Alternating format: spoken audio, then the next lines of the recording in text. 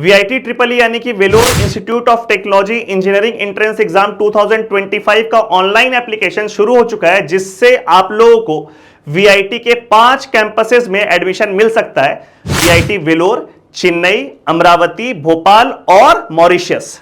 इस वीडियो में हम लोग वीआईटी ट्रिपल ई का सारा बात डिस्कस करने वाले हैं, लेकिन शुरुआत करेंगे सबसे इंपॉर्टेंट बात से, यानी कि उसके सिलेबस से। आप में से मैक्सिमम बच्चे जेई मेन के एस्पिरेंट होंगे, तो आप लोगों के लिए जानना जरूरी है कि वीआईटी ट्रिपल ई का जो सिलेबस है वो जेई मेन से कुछ अलग है। इनफैक्ट जेई मेन में बहुत सारे टॉपिक्स को एक्सक्लूड कर दिया गया था, जो कि इसमें इंक्लूड किया गया। हां, सारा टॉपिक इंक्लूड नहीं किया गया, बट कुछ टॉपिक्स को इंक्लूड किया गया है, और कुछ टॉपिक्स जो कि जेई मेन का पार्ट है वो इसमें नहीं है। यानी कि आप लोगों को सिलेबस प्रॉपरली देखना होगा इस एग्जाम के पहले, और उसी से शुरुआत करेंगे इस वीडियो का। सबसे पहले हम लोग देखते हैं इनऑर्गेनिक केमिस्ट्री में, तो एस ब्लॉक एलिमेंट्स में सिलेबस में लिखा हुआ है प्रॉपर्टीज एंड केमिकल रिएक्टिविटी, जबकि आपके जेई मेन के सिलेबस में ये वाला जो पोर्शन है केमिकल रिएक्टिविटी का, ये नहीं है। केमिकल रिएक्टिविटी बोलने का मतलब है केमिकल रिएक्शन।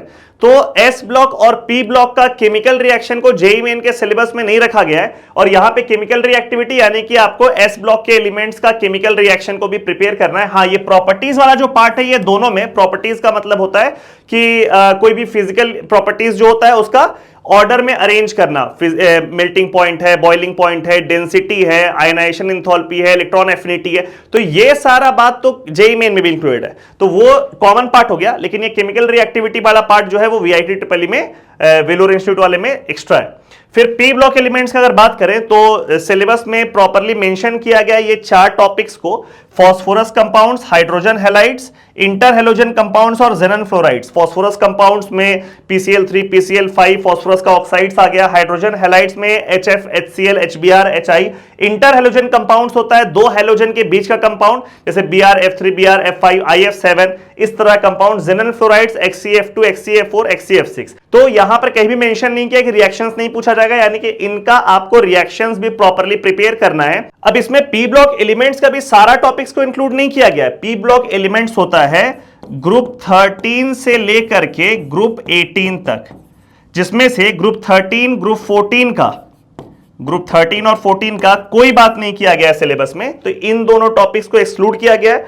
ग्रुप 15 का अगर बात करें तो उसमें फास्फोरस का कंपाउंड्स को इंक्लूड किया गया है। फिर से ग्रुप 16 के बारे में कुछ भी बात नहीं है। ग्रुप 17 का बात करें तो उसमें हाइड्रोजन हैलाइड और इंटरहैलोजन कंपाउंड्स को इंक्लूड किया गया, और ग्रुप 18 में जेनल फ्लोराइड्स को इंक्लूड किया गया।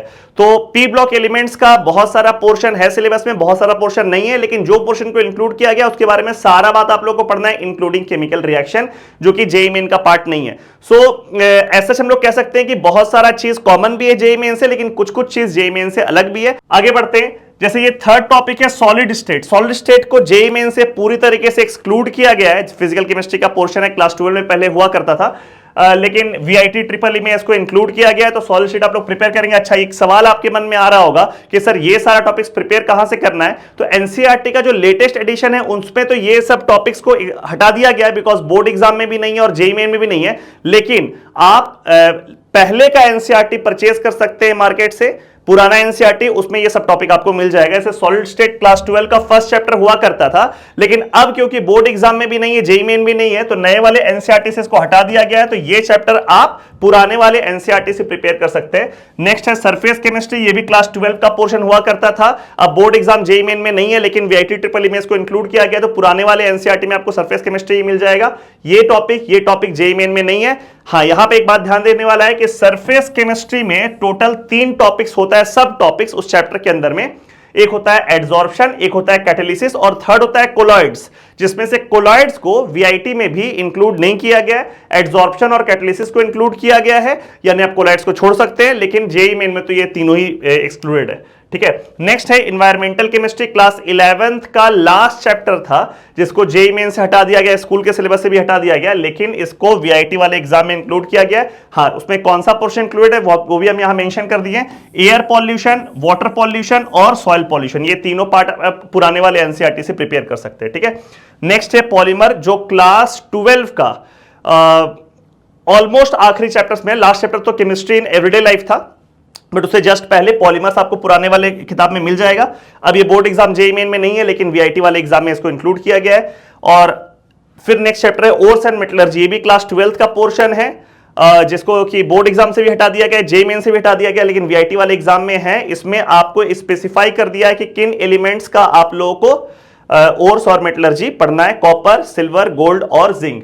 तो दीज आर सर्टेन टॉपिक्स जो कि जेईई मेन में भी नहीं है, सॉरी जो जेईई मेन में नहीं है, बोर्ड एग्जाम में नहीं है, लेकिन उसको वीआईटी ट्रिपल ई में इंक्लूड किया गया है। तो ये सब टॉपिक्स को आपको अलग से प्रिपेयर करना पड़ेगा जेईई मेन के एग्जाम के बाद, वीआईटी के एग्जाम के पहले, ठीक है।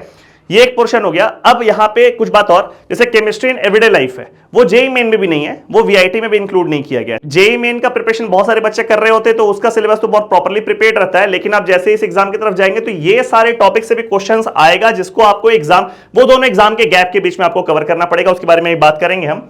फिर एक टॉपिक है salt analysis, qualitative analysis, inorganic chemistry का पार्ट है, जो कि जेईई मेन में है लेकिन इसमें नहीं है, वीआईटी ट्रिपल ई वाले एग्जाम में उसको मेंशन नहीं किया गया है। जैसे ऑर्गेनिक केमिस्ट्री में ना, आप सिलेबस जब देखोगे वीआईटी ट्रिपल ई का, तो उसमें कुछ कुछ चैप्टर्स को मेंशन कर दिया, जैसे जनरल ऑर्गेनिक केमिस्ट्री मेंशन कर दिया है, आइसोमेरिज्म मेंशन कर दिया है, एल्कोहल्स, इथर्स, फिनॉल्स मेंशन कर दिया गया है, कार्बोनिल कंपाउंड जो एल्डिहाइड कीटोन्स होता है वो मेंशन किया हुआ है, अमीन्स मेंशन किया हुआ है, कार्बोक्सिलिक एसिड मेंशन किया हुआ है। तो ये सर आप लोगों को लगेगा अच्छा ये सारा चैप्टर तो है, लेकिन उसमें ना हाइड्रोकार्बन्स को मेंशन नहीं किया है, उसमें हेलो अल्केन्स और हेलो अरीन्स को मेंशन नहीं किया है। तो आप बोलेंगे ये दोनों चैप्टर तो मेंशन नहीं, तो ये आउट ऑफ सिलेबस हो गया, मतलब कि ये वीआईटी में नहीं होगा, बट ऐसा नहीं है।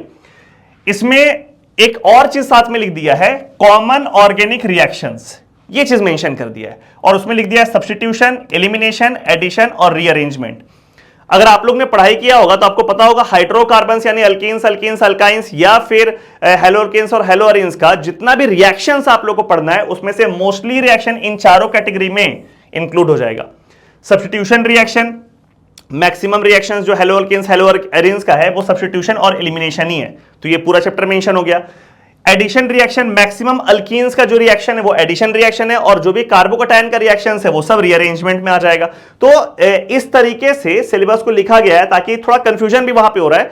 हाइड्रोकार्बन्स करके मेंशन करना चाहिए था चैप्टर को, ठीक है, या फिर जैसे एक चैप्टर है इलेक्ट्रोफिलिक एरोमेटिक सब्स्टिट्यूशन, शॉर्ट में उसको हम लोग बोलते हैं ईएएस, इलेक्ट्रोफिलिक एरोमेटिक सब्स्टिट्यूशन, इसका मेंशन नहीं किया हुआ है। अब इसको लेकर के बच्चों के मन में कंफ्यूजन हो जाएगा कि ये वाला चैप्टर शायद इंक्लूड नहीं है सिलेबस में, लेकिन जब आपको सब्स्टिट्यूशन लिख दिया गया है तो इलेक्ट्रोफिलिक एरोमेटिक सब्स्टिट्यूशन में भी सब्स्टिट्यूशन है, तो वो भी रिएक्शंस में इंक्लूडेड है। तो इसीलिए हम सजेस्ट करेंगे कि ऑर्गेनिक केमिस्ट्री में आप कोई भी टॉपिक नहीं छोड़े इस एग्जाम के लिए, क्योंकि यहां पे जब जैसे ये चारों रिएक्शंस को मेंशन कर दिया गया है तो ये मोस्ट ऑफ द रिएक्शंस को कवर कर लिया। इसके अलावा बहुत सारा चैप्टर का नाम भी है, लेकिन ऑर्गेनिक में आपको थ्रू आउट पूरा पढ़ना है। सिर्फ आप छोड़ सकते हैं कौन सा चैप्टर, तो chemistry in everyday life, because वो एक्सक्लूसिव टॉपिक है जिसको मेंशन नहीं किया गया। Otherwise starting from general organic chemistry और IUPAC nomenclature till polymers including biomolecules, ये पूरा पोर्शन आपको कवर करना है, ठीक है। और हाँ, गैसियस स्टेट एक चैप्टर है जो दोनों में नहीं है, क्लास 11th का टॉपिक है gaseous state, states of matter, वो जेईई मेन में भी नहीं है और वीआईटी ट्रिपल ई में भी नहीं है। अब जल्दी से हम लोग डेट्स का बात कर लेते हैं। तो ऑनलाइन एप्लीकेशन को फिल करने का लास्ट डेट 31 मार्च है, अभी काफी टाइम है।